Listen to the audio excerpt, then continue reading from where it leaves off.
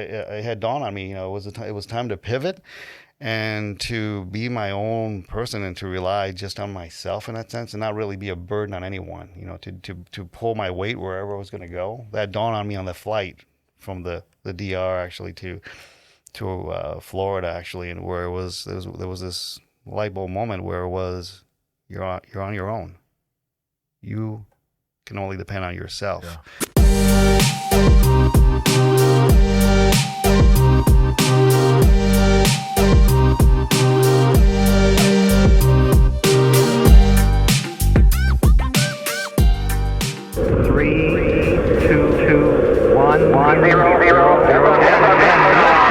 Hey everybody, welcome to this episode of Mission Control. This is your host, Ramon Peralta with Peralta Design, and we launch brands. And we've got a very informative, exciting, and probably long episode as we welcome our guest, the one and only Secundino Paulino of Sector 3.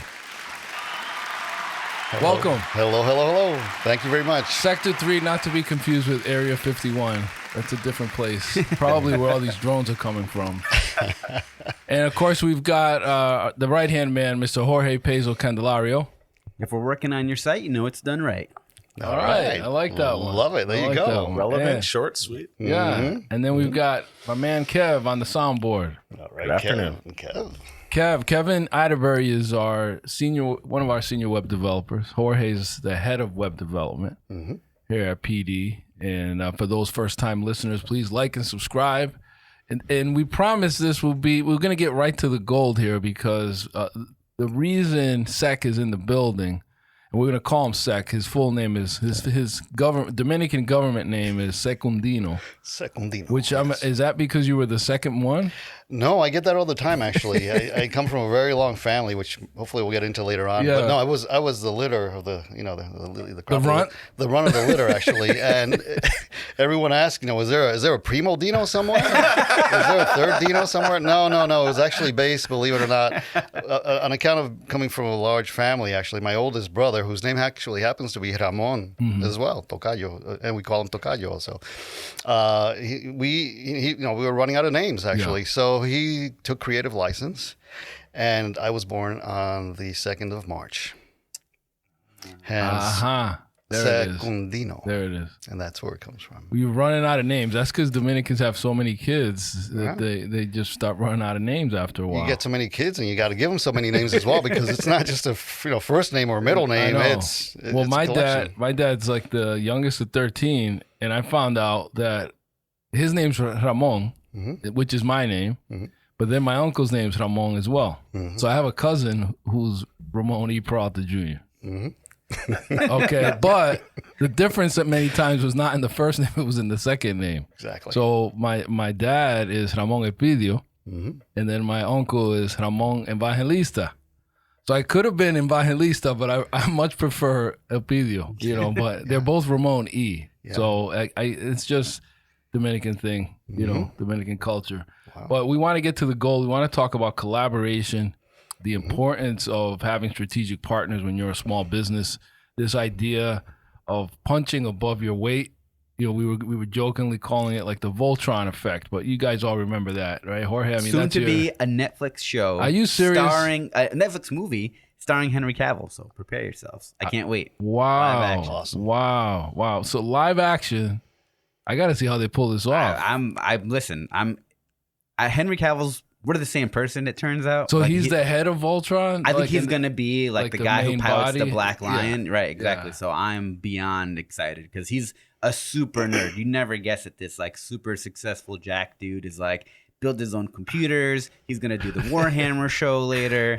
So talking about the Voltron effect, that's a good effect to have. Definitely. So, that's when you assemble these smaller robots, right, into this larger mega, I won't say Megatron, but a larger robot. And essentially, then you can tackle bigger challenges. Greater than the sum of your parts. Absolutely. Greater than the sum of your parts. So, Sec, tell us some of your strategies, because I think we're optimistic going into this new year.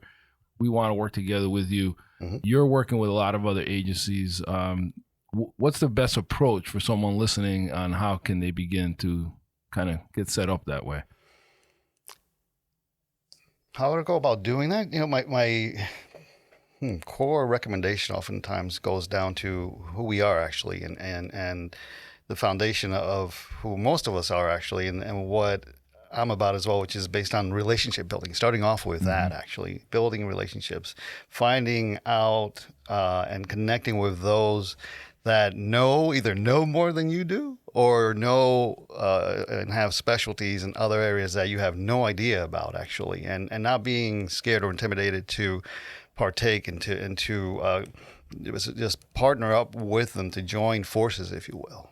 Yeah, absolutely. And I think there's something to be said for the transparency of it, because a lot of small businesses, let's just say creative agencies, so we can keep it in our sphere, when they get an RFP, oftentimes clients will list everything in the kitchen sink that they want to be done in that RFP. And that's a request for proposal for the uninitiated. And so when you're responding to those, I think a very rookie mistake is to pretend like you're great at all of those things, or that everything's going to be done in house, and by some chance you think that's going to help you win, when actually from a client standpoint, it's a very well-known mantra that if somebody says they do everything and they do everything great, run for the hills, because it's typically a red flag. So I think partnerships and relationship buildings, and we're going to go back to relationships, but when the bat phone rings at Sector 3, tell me what happens next. Like, how do you know who to call on, and how are you white labeling? Are there other strategies that you're implementing in order to kind of go after some of these bigger projects, like when you just went down to Austin? Well, first of all, we're determining what the client's needs are, getting familiar with them, seeing what the problem is that needs to be solved. And in doing so, we're determining what the scope of that challenge is. And as we're moving along, we're certainly able to determine whether it's something that we are able to handle within our core group, per se, or if we have to go out and reach out to our partners, folks that we collaborate with at all times. And that's how we approach things for the most part, is at that initial stage. Right. There's an aspect to this where you've got to have people. Our peoples was ready. That's what I was. That's one of our favorite quotes around here. But you want to be ready so you don't have to get ready. Because also when it comes to RFPs in our industry, time is money. You're usually on deadline, so you can't. And this is where I was going back to the relationships. You're leveraging your brand against someone else's, your reputation against someone else's. To the client, they just know, well, Sec was on top of this. We hired Sec to do this. Now, if you go out there and you're going finding dudes for the lowest bidder that you haven't worked with before, would not be the prudent thing to do, because you're putting Sector 3's reputation on the line. So it's not just having relationships, but having them with people that whose brands are on par with yours. There's a certain element of alignment, brand alignment, that and how what iron sharpens iron, but brands also can uplift each other or degrade each other. Absolutely, that's core in that case, and it's a matter of finding those that can deliver. They can deliver at your level or higher, even better. That would be ideal in that case. But certainly not going with folks that don't have the number of years, the experience, the same goals of continually striving for excellence, which ultimately leads to the penultimate goal of benefiting the client, serving the client, making sure that everything is done by all of us that are coming together as this team to support that client to reach and deliver the best possible outcome. Right, absolutely. And let's talk about the elephant in the room, or the gorilla in the room. I like gorillas better, but the 800-pound gorilla, rates. Because oftentimes when you're doing these strategic partnerships, there's this idea of like, well, what's the budget? And sometimes a client doesn't want to let you know. You're white labeling. What's your approach to that when you're kind of trying to chop up a project with some of your strategic partners? That's always one of the tough things to determine, obviously, because we're in a business, obviously, in that sense. And no one likes to give everything away. And at the same time, our goal is not to give it away, but, at the same time, it's not to take our clients for a ride, in essence. So it's a matter of being transparent, and part of it goes back to developing that relationship and the trust where we can have at least a semblance of what the budgets may be, so that we can at least say, hey, well, you have a certain capital to work with. Here's what we can do for you in that sense, rather than just assuming that there's a big budget and giving them something that is beyond ridiculous for us to deliver.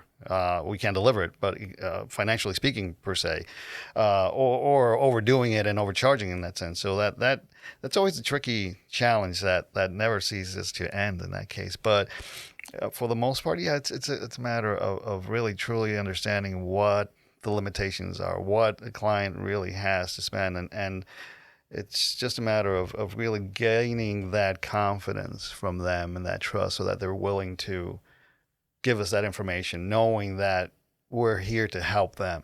Yeah, I mean, that's a key. There's a lot to unpack there, but trust is probably the biggest takeaway. You got to have trust with the client. I think part of that strategy also comes down to, going back to the days of like negotiating, buying and selling like collectible collections, right? I'm buying someone's Pokemon card collection or whatever it was. See how it always goes back to Pokemon? Always, all roads lead back to every Pokemon. podcast will eventually go back to a Pokemon. Well, just in terms of, hey, I have something of value, and I want to know what you're willing to pay for it. Yeah, and that comes down to goods, that comes down to services. Right. There has to be a level of trust between you as the person who you're buying their collection. Good faith. Exactly. That you're not trying to get one over on them, not trying to pull the wool over on them, understanding the business aspect. Hey, I have to take the risk of buying this. You're getting cash today. Right. I might get paid for this at some point. And everyone always wants to hear what your value is first. But part of it is knowing what their value is so you can meet in the middle. I think with clients, it comes down to, if you can tell me what your budget is, I can tell you what's the most value I can get for you out of that budget. Because if it's just nebulous and everyone is just submitting blindly, then it's not really an apples to apples comparison. I actually think, there ends up being something of something lost in translation between what you're getting at, for this price versus that price. Whereas if you can build that relationship, have that trust, you can say, I love to do the most I can for you within whatever you can. You might not select this, but might not be a good fit, but at least I can give you the most of what you're working with. Yeah, and I think that's key, is that we keep saying relationship, but it's so important to understand that it takes, to me, anyway, my opinion is it really takes no skill to rip somebody off. Like if somebody's giving you the benefit of the doubt, like I wear my heart on my sleeve, I think a lot of people out there, especially if they believe in your business or they were referred to you, or, they're already kind of coming into it, with an open mindset, they're going to trust you. And it doesn't take any skill to rip somebody off that one time. I think, unfortunately, there are those bad actors out there.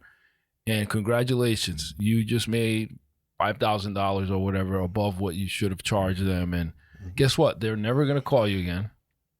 And you just sold your business for 5 G's that one time.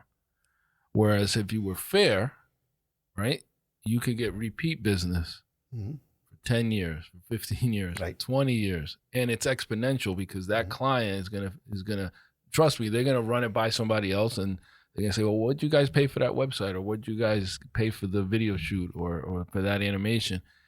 I know a guy, okay, well, it was 10 G's, okay, that's fair. That's about the market value, right? And then more business is gonna come your way. Or he looked out for us, we're a nonprofit, they gave us a special rate. Oh, cool, well, guess what? My buddy owns he's an executive director. He just landed a gig, and they need that service too. And the more business will come to you, but it's not as easy to establish that relationship, because you have to be cognizant of the market, of the long-term, like you got to think bigger than that moment. And these are the same people that next week they're not doing websites. Next week they're doing roofing, or or they're doing brake jobs, or they're selling mortgages, and they're just out. They're just out for the kill. They're It's not the next hustle. They're just hustlers. They're just hustlers, and that's the difference, I think. And you want to make sure to bring it back to the strategic partnerships. And I did want to talk about the rates from one business to another, because when you're partnering, I think it's best practice to be transparent, to say, hey, we're going to pull you in on this. Here's the budget. I got 15 grand to work with. I've got 20 grand to work with. This client's been with us for a long time, but they're asking for public relations services, or they're asking for, our dear friend Carol Communications, right? Shout out to them. They're a strategic partner of ours. They have inroads with a lot of Massachusetts opportunities, state opportunities, but they don't do what we do. He does a very specific brand strategy, marketing strategy, not on the creative side, but he contacts us for web, for branding, creative. We have a special rate for him that is not like a retail rate. So there's like a white label rate sometimes, because he wants to make a piece. And sometimes the typical average, I would say, is like a 20% markup is reasonable if you're white labeling somebody, and why would it make sense for you to work for 20% less? It's because somebody else is doing the hunting. That's his relationship, not ours. That's a project we would not normally see unless he contacted us. There's no really heavy lifting. Somebody is bringing you the food on a platter. It's already been filleted, right? So you don't make as much as if you were hunting, gutting, skinning, pulling the feathers off that bird. Pulling all the feathers. Like if you get a chicken wing and it's got sauce on it already, well, somebody else had to take the feathers off. Quite the process. And knew where the chickens were. Right. So I think that white labeling is important. And sometimes, listen, if there's no meat on the bones for me, but I have that relationship, I may just give it to one of my partners. And then now we're talking into, there's a finder's fee, there's a referral fee, and sometimes that could be 10%, could be 5%. If it's just like, hey, here's a name, call them. I'm not giving you 20% because I had to cold call them and I mentioned you, but so there's a nuance to it. But when you do a good job for someone, and like everybody loves being that, I know a guy. Like coming through, that becomes part of your marketing. You're coming through in the clutch. Like you have your own kind of marketing network out there, advertising for you, because you've done that level and caliber of work. Right. I think that challenge becomes like any group project when you're all submitting things to be, for the final grade, wanting to make sure that everyone's pulling their weight and that you have that team that you know what that quality is going to be before you don't want to.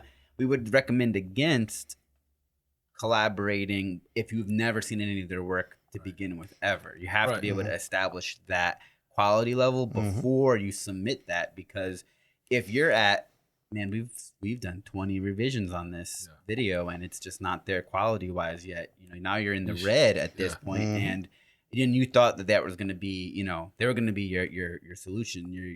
They were going to be your Spider-Man. There's unreparable reputation damage, not to mention the monetary hole that you're in. Even in our earliest days, Sec, I'll tell you, like on our website, we had a page for our strategic partners, because when someone comes to our website, maybe they're also looking for a printer, maybe they're also looking for a photographer. They're also looking for, somebody that does event marketing. Maybe they're looking for a copywriter. Maybe they're looking for a publicist, right?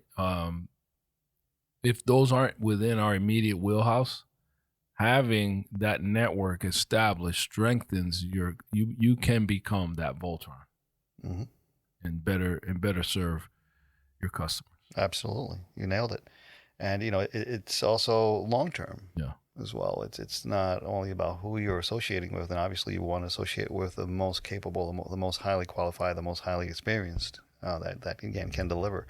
But you are developing trust, relationships, and those relationships, especially as to what's at my core per se, and I'm sure it is in so many other folks, is to have that long-term aspect to everything. In essence, it's not a one and done. It's not doing it cheaply and or ripping someone off, because obviously, as you mentioned, you do that. Yeah, it takes no skill. No skill at all, and kiss it goodbye. And what do you gain in the long run as well? And it's not about gaining monetarily in the long run. It's really about what you gain as who you are, you know, as what your purpose is. Exactly. In this life on this planet, and how you influence and affect your environment, your community, your world. You know, that's a responsibility that also has to be embraced and not taken lightly. And that's part of what's at our core as well. And part of one of the unspoken requirements oftentimes is to the folks that I associate with and the folks that I work with is knowing that they are solid in so many different ways. Because, everyone's reputation rests on it. It's not just mine per se, but the reputation of those that I work with, because I hold them accountable for their actions and their role, as do our clients across the board holding us in that sense as well. Absolutely. This is a deep brother right here. He's a deep brother, and I, Thank you. I don't want to bring up the chickens again, but he is no spring chicken. Sec has been in this game for a very long time. Mm-hmm. Yes. Longevity is key. Not everybody has the years of experience that Sec has. I mean, we were bonding on calligraphy a few minutes ago, back in the day when we were actually dipping nibs into inkwells. Yeah, back in the Renaissance days. Days. during our Franciscan hanging out with Rembrandt and those guys. He was something else. But, he lit our fire pretty good too. He did. I can't wait to hear all about it right after these words. Why do we do Mission Control? It's not to create the world's greatest podcast, chase 1 million followers, or escape our day jobs. It's about something bigger. It's about a calling to tell meaningful stories, amplify voices that inspire, and shine a spotlight on those making a real difference in their communities and beyond. Mission Control is our platform to give back, to celebrate the motivators, the dreamers, and the doers. Whether you're a business owner, entrepreneur, educator, community leader, or someone with a vision for change, one thing is clear: you're making an impact. This is your space, your story. Together, we'll share knowledge, journeys, and hope. Welcome to Mission Control, Peralta Design's podcast, where the mission is clear and the impact is limitless. Mission Control. And we're back. Please help me welcome once again the one and only Secundino, Paulino, a.k.a. Sec from Sector 3. Hey, man. The fans are going crazy. That golf crowd, man. They are. The gallery. The golf clap. Yes, don't you wish you heard that after every drive that you make? I do. I do. In my mind, I do. That's part of that positive reinforcement. That's what keeps me from hitting it. There's probably nothing worse in golf than hitting a monster drive and then chunking your next shot, like chunking your approach shot, like you're 150 out, and then it just dribbles after you had this beautiful drive. Yeah, that's life, man. We need to be humbled at times, and that wraps it up. There's so many things about golf that, I'm a maniac when it comes to that, and so are you, and that's part of what I, love, and what's, I think, in a sense, brought us together too, but, future victims within your crew as well that we're going to get on the golf course. But, it's just summation of life in so many ways. But, yeah, hitting that drive and going up there, it could be a par 5, and you hit that, I'm going to say 270, 280, which I'll average every now and then. On a downhill roll. No, I'm a flat low. No, I'm talking about me. Oh, you? Okay. But, hitting it down the middle, and man, I'm going to go for it, man. Yeah, you're waiting for everybody to clear off that green because you're the man. You're going to get on it, too. You're Tiger. Yeah. I think you're unstoppable, And you reach out for that 3-wood, and then you just hit that thing 8 inches behind, and a chunk of dirt flies out. It's a fillet. You got real estate for sale. And there it is. That feeling. Man. But, that's life, and it applies to us in so many different ways, on the golf course, in our family lives, in our work lives. And it's part of that reminder that we shouldn't be full of ourselves. And although we're gifted with so many wonderful things in that sense, that we can't take those for granted, and we have to be grateful and, just make the best of it in that case. But being humbled is a good thing. It certainly is, because it propels us in so many positive directions. If we choose to do so, it can take us in different directions, obviously, as well. But for the most part, it's a matter of making the most out of that adversity, if you will. Absolutely. It keeps us grounded and grateful. Mm-hmm. Absolutely. So tell us, Sec, tell us your story. Tell us how you got here, because you got quite the story. Cooper Union grad, business owner. You were in the corporate world. Yeah. Coming from chasing chickens around the dirt roads of Santo Domingo. I actually did chase chickens. How did I get here, actually? Well, I got in my car. I came out of my house. I got in my car. I pushed the button. And I drove down here, and 40 minutes, voila, here I am. No, wise guy here. That's part of my Brooklyn influence in a sense. Wow, how did I get here? Oftentimes I ask myself that question, and I pinch myself oftentimes as well, because it's surreal. Sometimes I'm having conversations with folks that I know real well, and here I am, because I'm getting to know you guys real well, and I pinch myself because it's surreal. It's like, how did this happen? And you'll get an idea as to what I'm referring to as, being here in front of you guys, and being here in this country, coming from where I came from, where my family comes from. And here we go. So I was born in the Dominican Republic. I am not a spring chicken, as you alluded to earlier. I'm not an old fart either. I got a lot of juice left over here, a lot of fuel and whatnot. So, but going back, and I was born in the boonies, in El Cibao, it's called, in the Dominican Republic. The Cibao is a large general area per se. Oftentimes, it's funny. One of the funny things about Dominicans, they'll say, "I'm from Santo Domingo," and people start talking about the Dominican Republic as Santo Domingo and this and that. But you dig a little deeper, and they're kind of hesitant to tell you, because they don't want to tell you that they're from a different area per se. And that's something that I've embraced and learned to love as I've gotten older, and there's a certain pride about it, because we come from El Cibao. We don't come from Santiago. Santiago is the main city in El Cibao. We come from the hills. You're looking at an Americanized hillbilly here, if you will. And I don't say this in a negative way. I say this from the standpoint of how things come about in life that are inexplicable, and we get to a certain level of maturity and belief in that we have to give credit where credit is due, and know that there's something that controls everything, that destines everything, that predestines everything, and we have to acknowledge that and give credit to that. And that's what strengthens my faith and my sense of gratitude, per se. So going back to El Cibao, I was born in a little rinky-dink place called Rincón de Piedras, which translates to a corner of stones. That kind of gives you an idea as to how populated this place was. This Rincón de Piedras is within the San José de las Matas region now, which has been has been brought or given a sense of it being cool now. Now they call it Sajoma. I'm not sure if you've heard that term yet, like but Soho or something. Yeah. Now it's Sajoma. It's a touristy catch there, and again branding and hooking it all together. So I lived in the Dominican Republic, in that region actually, for quite some time. Not a whole lot actually. I lived in the countryside until about 6 years old, actually. That's when my family, I immigrated here with the brother that I follow, and my mom and a sister.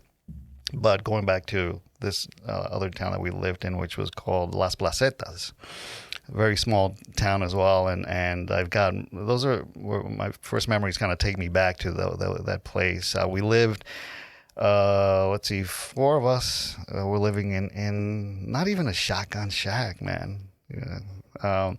Most of my siblings were gone by then. As far as, let me touch on my family size, basically, we've got you beat by one. I come from a family of 14 and 9 surviving. things were very different then as far as infant mortality and whatnot. But I lived in this little house with my mom and my dad and my brother Jose, 4 years older than me, and my sister Ramona. She's 4 years older than Jose. And very simple life. My family comes from an agricultural background for generations going back. We lived a very simple life. My father was a farmer. My mother was a housekeeper. And as a child, as going back maybe 5 years old, is what I can kind of remember. It was an absolute, fantasy life in a sense, from the standpoint of living and being within nature, in the countryside. I didn't have a pair of shoes. Didn't miss them. Didn't know. It was joy. I was running around in the dirt, barefoot, the warmth of the sun, open fields. I remember seeing my father plowing the fields with 2 bulls and helping out with certain things. I remember picking rice one late day, actually, and this is so vivid in my mind still, looking as the sun was setting and seeing the sun gleaming on the rice stalks and gold. Talk about golden hour as a photographer. That's prime per se as well. Magical in that sense. Wanting of nothing because we were self-sustaining. My mom and dad were incredible folks. From an educational standpoint, they were not educated. My father only knew how to write his name. My mother wrote. She learned to write her name and a few other things, and she taught herself to read. That was it. They had zero schooling. And they had kids, as many folks did in the DR, to support the farm, and they popped them up pretty good and whatnot. And that was typical back then, and it's quite the contrast as to the life we live these days as well. At that point in time when we were living in that little town, most of my siblings had grown up and married. There's quite a difference between all of us, actually, from myself to the oldest. Ramon, there's a 25-year difference in that case. And it's almost perfectly in increments of 4 years apart in that sense. But from an educational standpoint, my older siblings did not have the opportunities. They grew up in harsh situations, harsher than ours. That's part. I was blessed in a sense, and sometimes I ask and wonder why. In that sense, myself and my older brother, we didn't go through all these harsh times and challenges that these folks faced. And my family was moving about and finding, there was a bit of a nomadic gene within our family in a sense, and it's not from the standpoint of just wanting to get up and go, but surviving, encountering climate change, conditions, droughts, terrain where crops wouldn't grow. My family moved around a good amount until they found a place that the soil could produce and sustain us and whatnot. But going back to that, my older siblings had left, established their families and whatnot.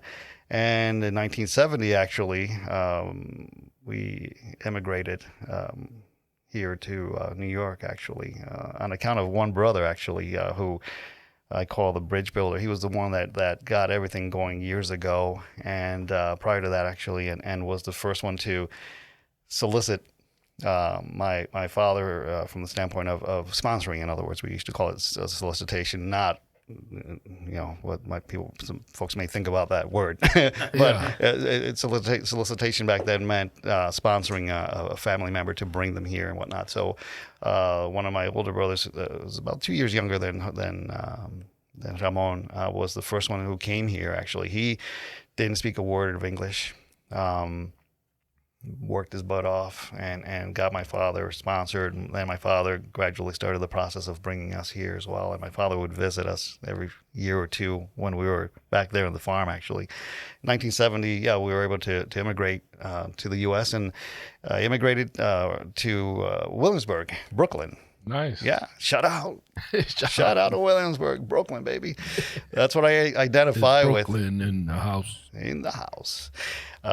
We moved from this wonderful, serene countryside situation into a one-bedroom apartment. Like in a project type? It was an apartment. It wasn't a project. Just apartment, like in an apartment building. In a building. An apartment building in Brooklyn, in Williamsburg, as I mentioned. And boy, what a difference! I mean, talk about culture shock. It was it a walk up? No elevator. Absolutely, walk up. It was a 6-story situation, which wasn't bad. I mean, I'm 6 years old. My brother's 10, maybe, and whatnot. And I think that was certainly an advantage. And coming here at that age, and that I've realized as well in meeting other immigrants that have come to this country at 15 years old, at 20, and that's a challenge. Culture shock. Yeah. Culture shock. Learning the language. Yeah. Getting oriented. All that good stuff. We had it good. We came here. I mean, the biggest shock for me was basically the chill. I think we landed at JFK in September, I think it was, and it was chilly and whatnot, and that was probably the biggest thing. But the other thing immediately was just being cooped up in an apartment, and seriously. So you went from the rice fields to a box. To a box, to a single bedroom apartment in Brooklyn, and we were cooped. I come from a very strict upbringing as well. My father, my mother, hardcore Catholic, and very protective, and rightly so. It wasn't fun at times, but I'm grateful for my old man in that sense as well. We were not allowed to roam the streets. He knew better. He was not educated, but he knew what was out there, and he was protecting us. And we would go to school Monday through Friday, come home, or get up in the morning, go to school, come home, and that was it. We were in that apartment doing our homework, speaking Spanish. We were not speaking English at home. I was learning it in public school back then. And going to church on Sundays. That was our outing. And then on Saturdays, I'd go shopping with my mom. I get dragged out there, which that was fun, at least, until I got a little older. That was torture. But growing up in that environment, my father was working basic jobs here. He started off as a dishwasher and worked in restaurants and whatnot. My mom continued her life as a homemaker, raising her kids, and we would move around a little bit here and there as well. My father was constantly looking for that better job, and he was working his way up as well. And the highest he got to was becoming actually a foreman in a factory. Years later, we moved from Williamsburg, Brooklyn, to Elmhurst, Queens, and then from Elmhurst, Queens to Flushing, where he became a foreman there. And that was. I gotta ask you guys Mets fans? That's a long story for another day. I was a Met fan. I was a Met fan. Oh, okay. Yeah. Well, yeah. You got smart. Yeah. I got brokenhearted one too many times. And after '86, actually. Okay, Soto got smart. Yeah. He went to the team. Yeah. After '86, actually, I was a sophomore in college. Actually, that was an incredible year. Oh my God, what a miracle that was. Parties and shouting in Chelsea and whatnot. I'll say that for later. Chelsea, at least. But yeah, after they tore that team up, boy, that was it. And then the strikes came around, disenchantment with Major League Baseball. I had enough, and I'll touch on baseball as well in that sense in a little while. But not a Met fan anymore. Anyway, so going back to let's see, Queens. Okay, fair enough. But no, I have my reasons. It's not in a disrespectful manner. Yeah. I absolutely love loyalty, and that's an integral part of who I am as well. And I admire people that can take so much heartbreak and get in there just destroyed and being willing to just take. I have a couple of nephews that are hardcore Met fans, and I've been trying to convert them to the Yankees. That's where I am now. No way, and I applaud them as well. But I have one nephew who's a Mets, Knicks, Jets fan.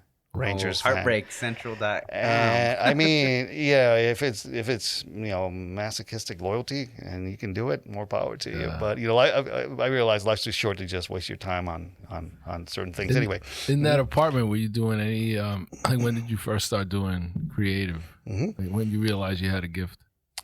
I didn't really realize it as a gift, actually. I started drawing when I was, 1 year here, actually, as a first grader, I believe it was. And in Williamsburg. I started first grade at PS 19 in Brooklyn as a 7-year-old. That's part of my delayed development aspect as well, which I'll touch on later on.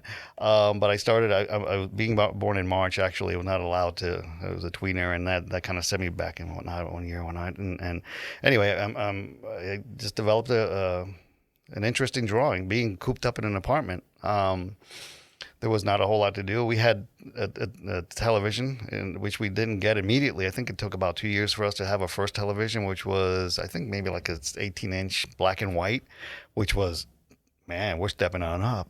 Yeah. And moving on up.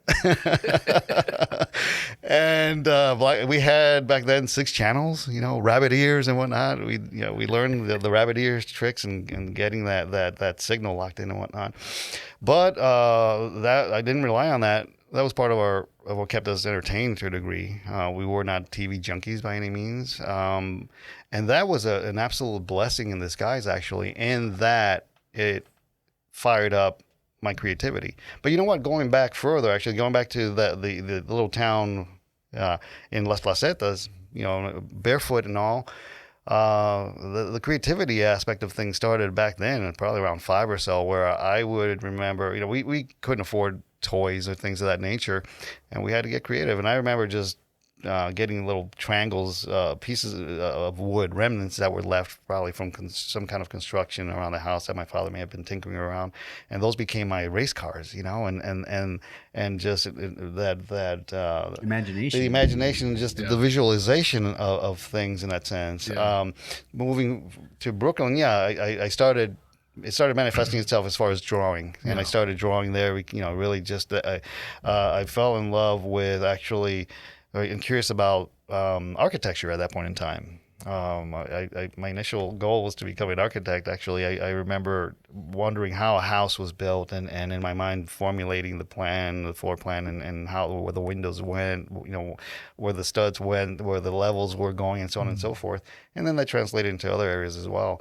At what point does it go from going through grade school and and kind of realizing you have an interest in this, and then converting into how do you make this a living? And I'm sure it's such a far departure from maybe what anybody else in your family was doing. And how do you any challenge with making that was it kind of open-ended in that people accepting what you want to do with your life at some point? Did that become apparent, or was that easy, challenging?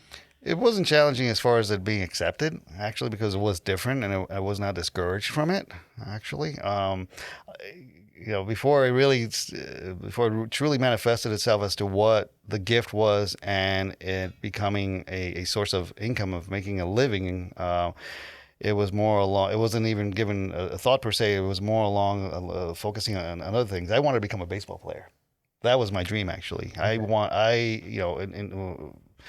Let's see, after maybe 10 or so and whatnot, that's when I really fell in love with the game. And that's where that Dominican baseball gene really kicked in, where I ate it, I breathed it, I slept it, and I drew it. That was another thing. When I was a Met fan back in Queens, actually, I was drawing every Met and this and that, and just I would go to the games and whatnot and all. But the dream, and I played baseball. I just loved it.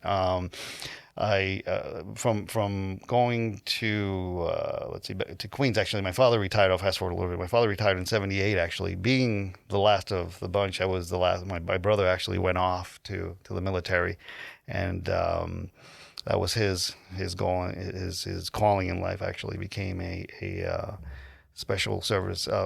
Special ops Army Ranger Ghost. Whoa! Wow. Okay. Different story there altogether. He left at 18. I was left with my mom and dad. My father retired. His goal was to always go back, like so many folks in other countries, to go back and fulfill his dream of having land, of having a ranch. And that's what he did. He saved his money. You know, we had no need for anything in Brooklyn growing up anywhere. We never went one day hungry. He provided. You know, he was not educated, but they provided. He did whatever he had to do, but he saved his money, every penny. You know, we didn't have much at all as far as gifts and things of that nature. And later on, I found out that was, you know, why he had done it in a sense. He saved every penny, and he was fulfilling his dream. At 13, I got dragged back from Flushing, kicking and screaming. I want to stay here. I've got my friends. I'm Americanized at that point in time. I go back there. Man, culture shock. Now we're talking reversing this whole situation. Yeah. Playing baseball here every day. I went back there, and that was wonderful because that's where I really got into it. And it was detrimental to my education, my academic education in a sense, because I was not really focused on academics back then. In New York City, you know, it was kind of hanging out like so many kids actually do in urban places. School was not cool. I didn't really care much about it there. I was getting by. I was cutting school like so many other, hanging out in Flushing Meadow in the Meadow Park and whatnot. Oh yeah, the big globe. The big globe. Spending our days there. I spent a lot of days there playing hooky and playing baseball and all this stuff. But going back to the DR, you know, and having the opportunity to really see what I was about as far as baseball was, and having the opportunity to play with incredible talent. We moved back actually from Flushing to Santiago. Now we were in the city, in a little suburb there. That's where my father bought a house, and then he had his land in the countryside. Un carrito. That's where part of the ancestry comes from. And he had his thing there. He's building up his ranch, and I'm in the city mostly with my mom and whatnot when he would go off to do his farming and ranching. And I was playing baseball. Had my crew over there, and I'm playing and getting better. And I was playing with some incredibly talented people. That's where the thing of talent starts kind of popping up in my mind. Baseball players in the DR, you know the deal. Oh yeah, we're the farm system for the world, just about. Well, not quite, but yeah, we're all the teams have a camp. Yeah. In the DR. And they were starting back then, actually. Yeah. The Montreal Expos and the Pirates were starting back then. But I was playing with, you know, guys that were beyond belief. You know, AAA players were a dime a dozen. There were guys that had made the major leagues and didn't last very long, and they were playing fastball pitch softball games on Sunday. You know, and we were able to interact with these guys and see the talent. I was playing with kids in a neighboring town, which was not as financially well off as where we lived.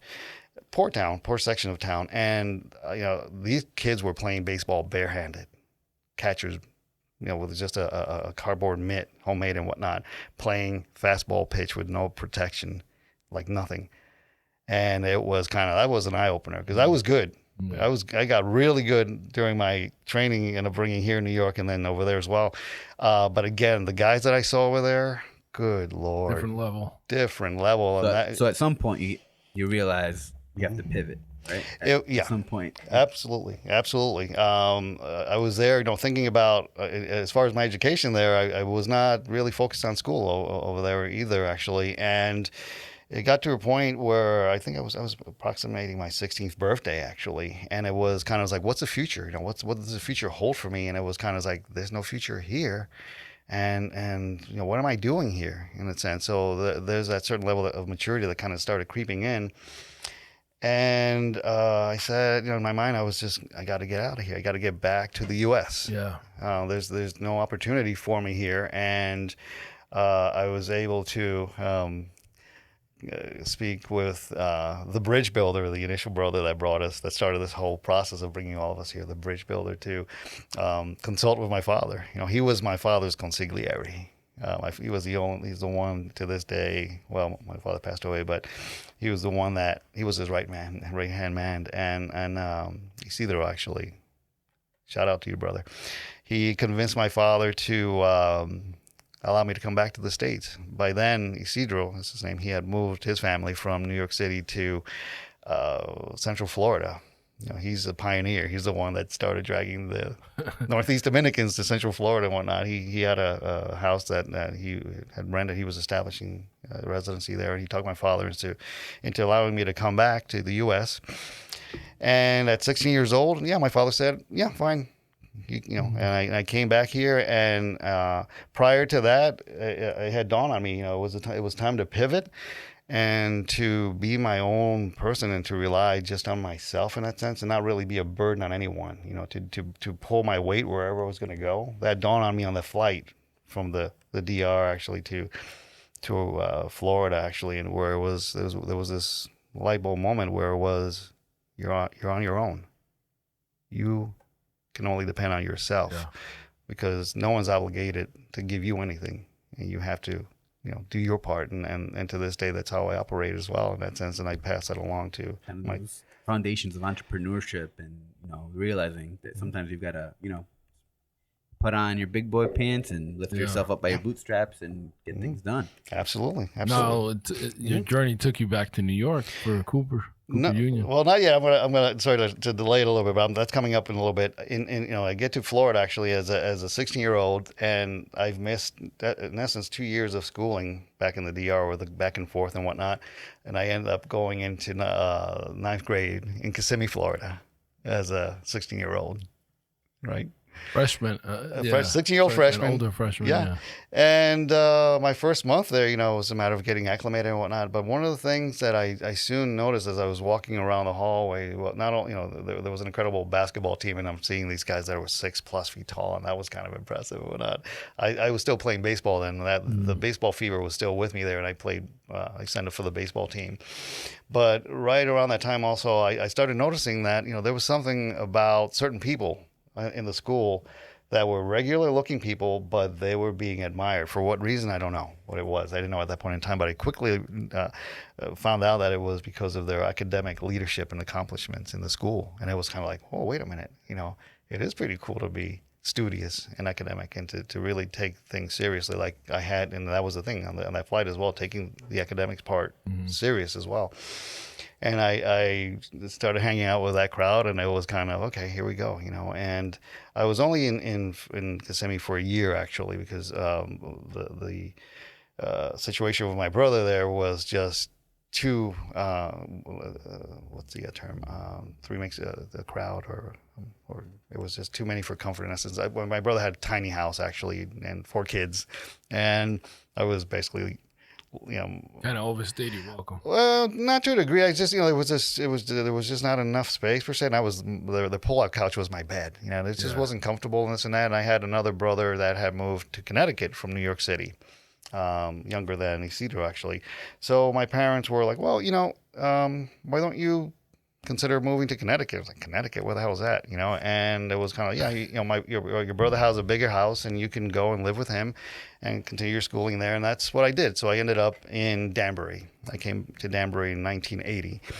And at that point in time, baseball was done. I realized, that that's where the true focus on finding out what was my gift started to reveal itself and to be given serious consideration. I end up in Danbury, and an absolute blessing there. Again, this is where another continuation of all these things that are unplanned, in essence, fall into place. And my goal there was to strictly continue that academic focus. And I quickly realized that the art program at Danbury High School actually was by far untouchable. It was the best in Connecticut, actually. The teachers that I had there were incredible as far as the inspiration, the motivation, actually. To this day, they are heaven sent. Folks that inspired me. I wanted to start off as a fine artist, per se. That changed eventually, but there was, from one grade to another, being brought up and pushed and challenged and guided as well. In doing so, I was definitely rolling pretty good. But mind you, by that time I was 2 years older than your average high school student, so I certainly had a different level of maturity. and also having my background certainly was different as well. We were involved, let's say, in the art program as far as entering competitions, which we kicked butt left and right. This was like take the best high school football team in Connecticut and going out and just beating the pants off of everyone. That was us, actually. In doing so, that certainly caught the attention of art schools and whatnot, and the academics as well. Certainly excelled there, made National Honor Society, was focused on really just pushing and knowing that was the opportunity, the way to really prepare myself for a future.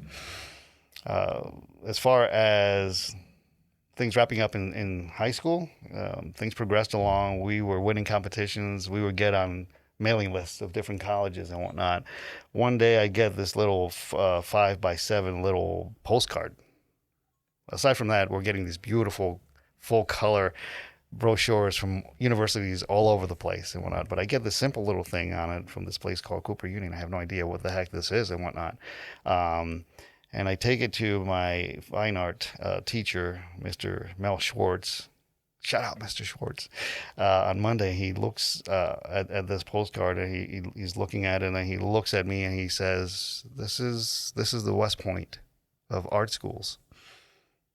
Didn't faze me a bit. I didn't care. I'm confident. I was kicking butt.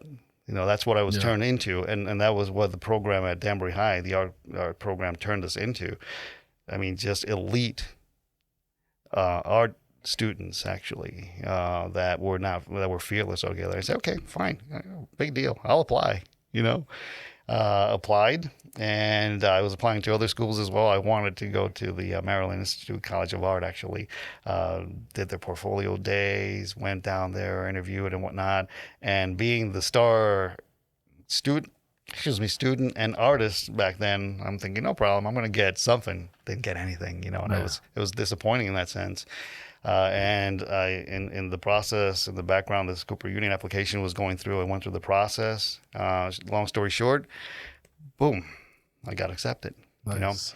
But prior to that, it was kind of like, well, how am I going to pay for college? How am I going to make this happen? Again, my parents had retired. They are simple means. They can only help so much, But in the midst of that, in high school, I was working my butt as well off in other things. I was just not being a student. I was working part-time jobs at night, on weekends, paying my rent, my food, to helping my brother out to carry my weight, as I had indicated earlier, as far as that revelation and pushing forward along those lines. Just making it happen along those lines. But Cooper Union came along. I got a full scholarship pretty much at Cooper Union. We were responsible for our books and supplies and our dorms. Actually, Cooper Union didn't have a dorm back then. Went off to Cooper Union. The whole experience of now going from Danbury to New York City. Here we go. The challenge again, another challenge, the culture shock there, getting acclimated to this New England town and this environment. And New York City, that was a whole different side that I had never seen as a kid. Obviously, Manhattan in the 80s, in the middle of the punk era, was something to behold, to say the least, in that sense. Definitely challenge. Especially at an art school. Yeah.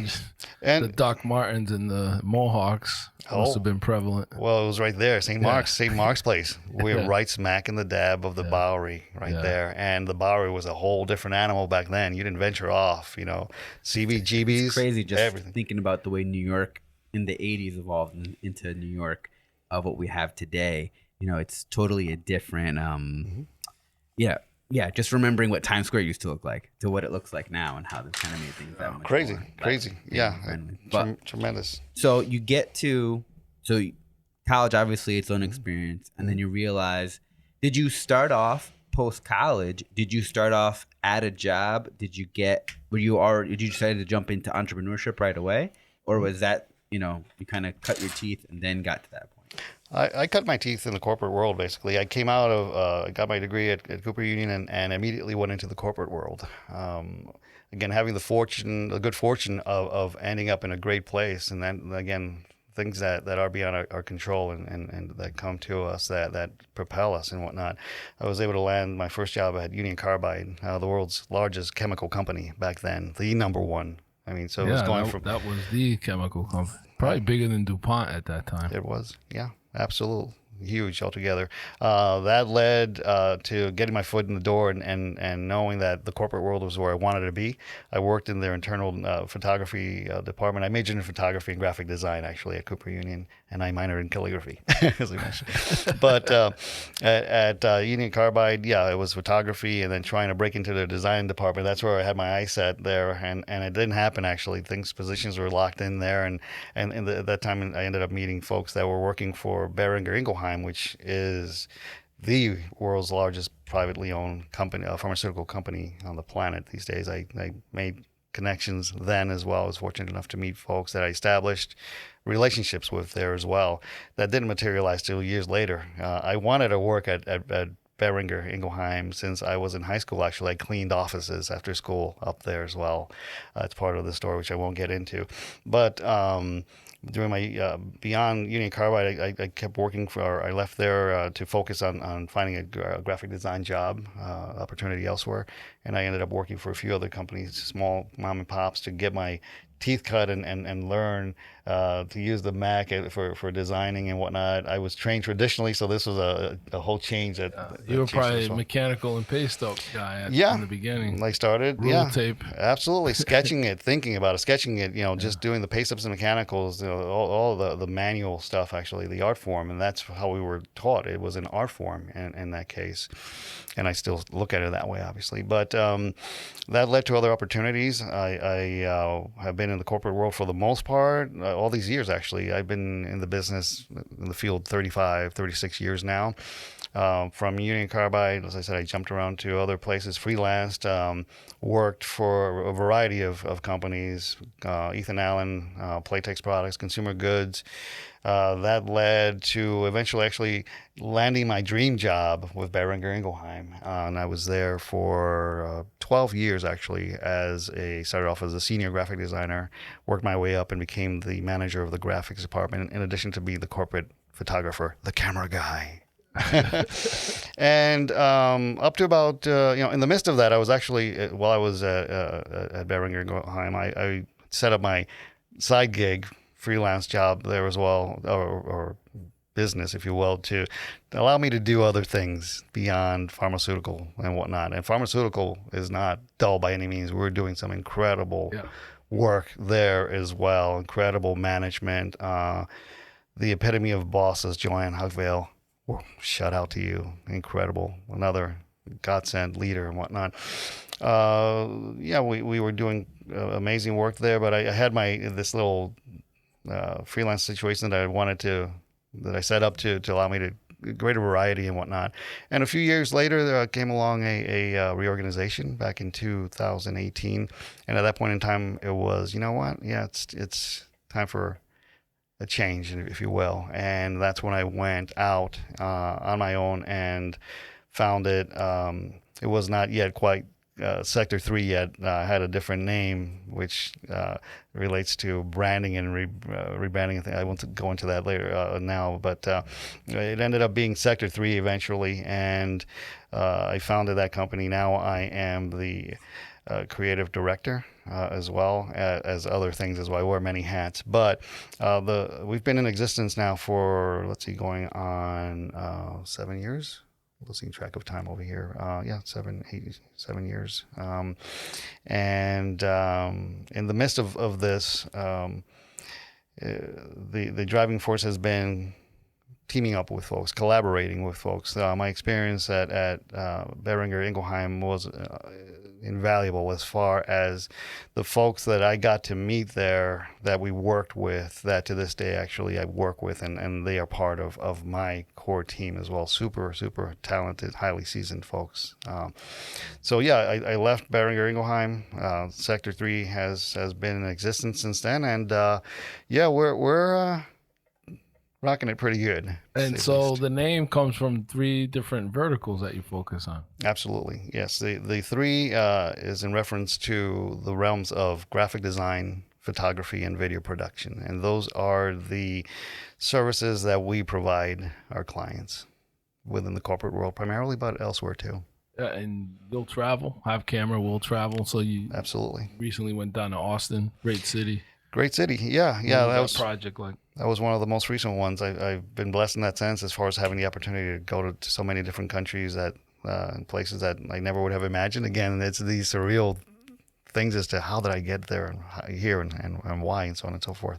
But recently I was in Austin, Texas for a patient mentor shoot there. I cannot disclose who the client was for that actually, but I've been doing this for quite some time and within the pharmaceutical realm, which is most of the work that we're doing, have been doing over the last few years, centers around that, but elsewhere as well.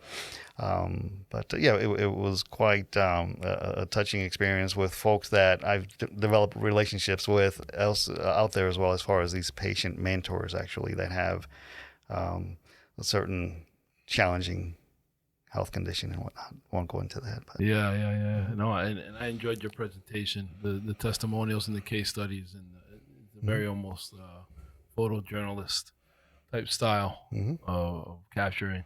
But video, you would say video right now is kind of your main, I wouldn't say strength, but as far as like most of the projects that are coming in, do you feel they're mostly video? Not necessarily. It's well balanced, actually. For the most part, it's a good balance between graphic design, photography, and video production. They kind of increase and decrease based on client needs and whatnot. But they're fairly evenly spaced out as far as the demand. Yeah, you've done some brand identity. You've done some PowerPoints, like corporate presentation materials. We've done lots. Yeah. Just about anything that involves promoting a product or service or a company, raising the level of the companies and their clients and who they are and their culture. Anything that ties into that supports it from a visual creative standpoint, whether it's in photography, whether it's in graphic design, whether it's in video production, that's what we do. That's awesome. I can't wait to work with you. That project will come. We're going to manifest that. Absolutely. Tell our listeners how they can learn more about you in Sector 3 and be able to contact you. Okay, well, you can certainly learn more about us at www.sector3, so that's SECTOR, 3.io. And you can also find us on Instagram, so it's at sector3.io. All right. And stay tuned. There's some cool stuff that will be coming up on Instagram starting next year, actually. But we're going to continue to have some fun and to continue to hit that ball out of the park. We're not in the major leagues as far as baseball, but we are in the major leagues as far as the creativity that we deliver and the level that we deliver it at. I thought we were going to talk golf again, man. So we got to get back out there. Absolutely. As soon as it warms up a little bit. Absolutely. One day closer to spring. We're getting there. We're getting there. All right, everybody. Well, Sec, thank you for being here. Appreciate you and the legacy of the Dominican Republic. You're someone that's going to carry that torch and make us all proud, accomplishing great things. Family man, we didn't get into that. That's going to be part 2. There you go. But father and husband and just an all-around great person. Thank you. Thank you. Not worthy, but no, thank you. I very humble. Very humble is a quality I would use to describe you, but very talented too, and just very kind. And thank you for sharing your story with our listeners. Oh, you're welcome. And I thank you as well and your team. It's been wonderful coming in here and getting to know them a little bit now. And there's more to go, and many more chops to bust as we go along. I'm going to unleash the Brooklyn on them for sure as we go along. But seriously, thank you so much as well, and for you listeners out there as well. Thank you for your patience and your time and listening to my humble story. And I hope it inspires to a degree. And just keep in mind that no matter who you are or what your background is, what limitations you face, there is always a solution, a positive solution. And trust, have faith in our Creator.